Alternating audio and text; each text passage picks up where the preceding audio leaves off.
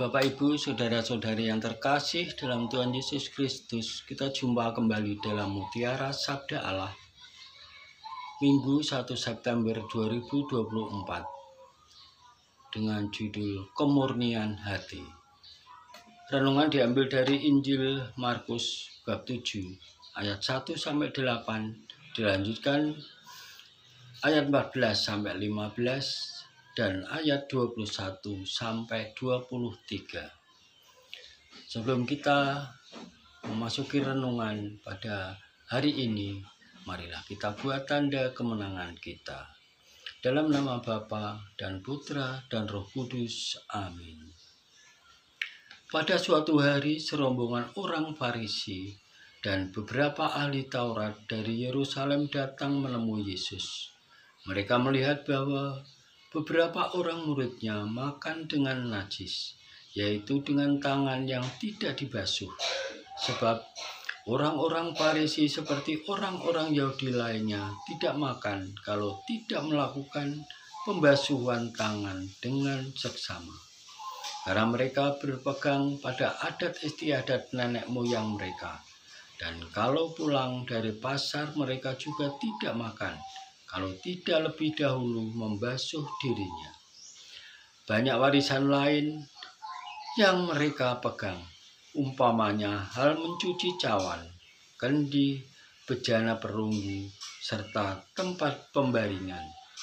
Karena itu, orang-orang Farisi dan ahli-ahli Taurat itu bertanya kepadanya, "Mengapa murid-muridmu tidak hidup menurut adat istiadat nenek moyang kita, tetapi makan dengan najis?"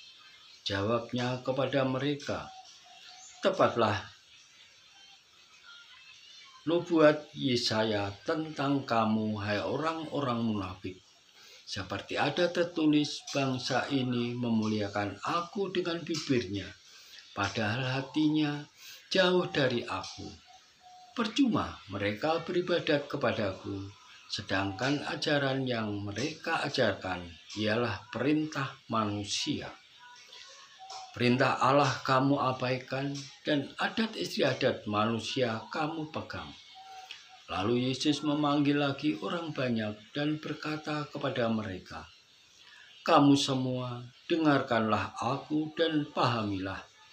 Tidak ada sesuatu pun dari seseorang yang masuk ke dalam dirinya dapat menajiskan, melainkan hal-hal yang keluar dari dalam diri seorang, itulah yang menajiskan.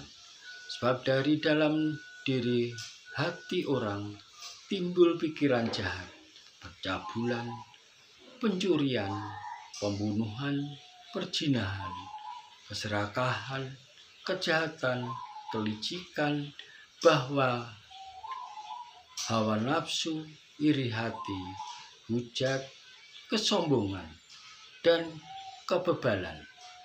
Semua hal yang jahat itu timbul dalam diri orang itu dan menajiskan orang."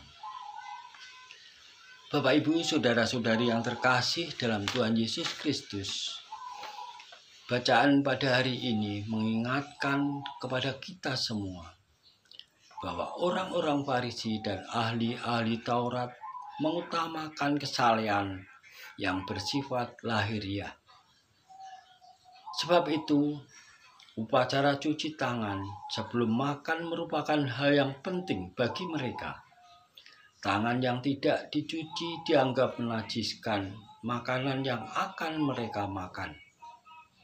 Yesus menegur mereka dan mengatakan bahwa bukan yang masuk yang akan menajiskan orang. Apa yang keluar dari hati orang, itulah yang akan menajiskan dia.